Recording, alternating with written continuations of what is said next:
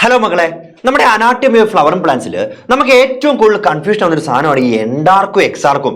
അതെന്താണ് റൂട്ടിലും സ്റ്റെമ്മിലും കാണുന്ന എന്തൊക്കെയോ കാര്യങ്ങളാണെന്ന് നിങ്ങൾക്ക് അറിയുള്ളൂ അല്ലെ. അതാണെങ്കിൽ ഈ വർഷം NCERT ഡിലീറ്റും ചെയ്ത് കളഞ്ഞു.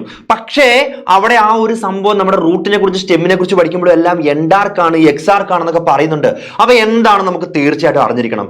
ഏറ്റവും സിമ്പിൾ ആയിട്ട് പഠിക്കാനായിട്ട് ഒരു അടിപൊളി കോഡുമായിട്ടാണ് വന്നേക്കുന്നത്. അപ്പൊ നമുക്ക് ആദ്യം എന്താണ് ഈ സംഭവം നോക്കിയാലോ.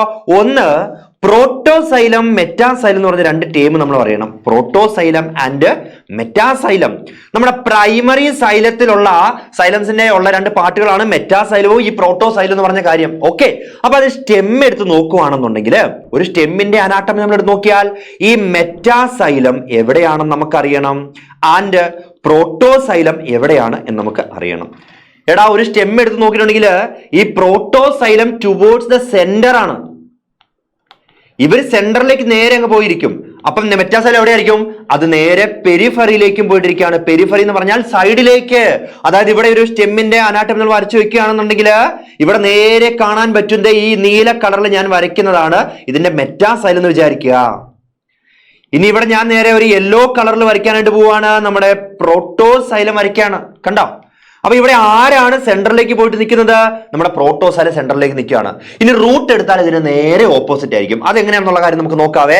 ഒരു റൂട്ട് എടുത്ത് നോക്കിയിട്ടുണ്ടെങ്കിൽ അവിടെ പ്രോട്ടോസൈലം വെളിയിലേക്കും നമ്മളിപ്പോ ഇവിടെ വരച്ച മെറ്റാസൈലം ഇൻസൈഡിലേക്ക് സെന്ററിലേക്ക് നിൽക്കും. കണ്ടോ?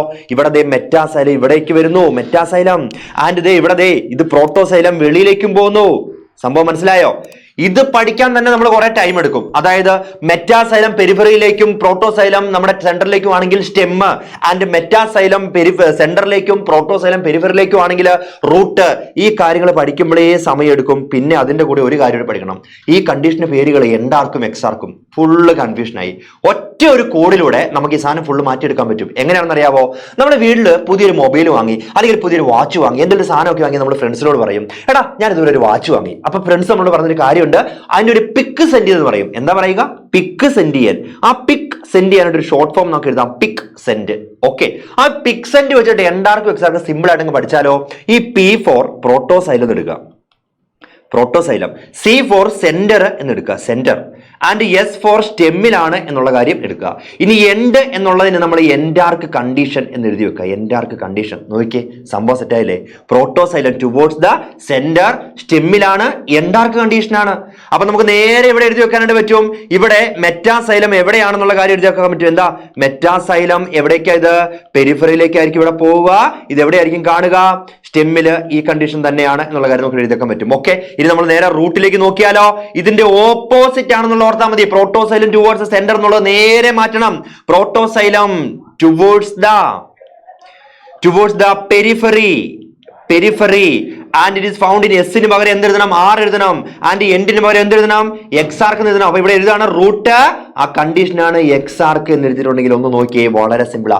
പിക്ക് സെൻഡ് എന്ന് പറഞ്ഞൊരു കോഡ് ഓർത്ത് വെച്ചിട്ടുണ്ടെങ്കിൽ ഇനി എൻഡാർ കണ്ടീഷനും എക്സാർ കണ്ടീഷനും നിങ്ങൾ ഒരു കാരണവശാലും കുഴപ്പിക്കാനായിട്ട് പോകുന്നില്ല. സെറ്റ് അല്ലേ? റെഡി അല്ലേ? ഇതുപോലുള്ള അടിപൊളി വീഡിയോസ് ഇനി നമ്മൾ കാണാം. Bye bye, see U.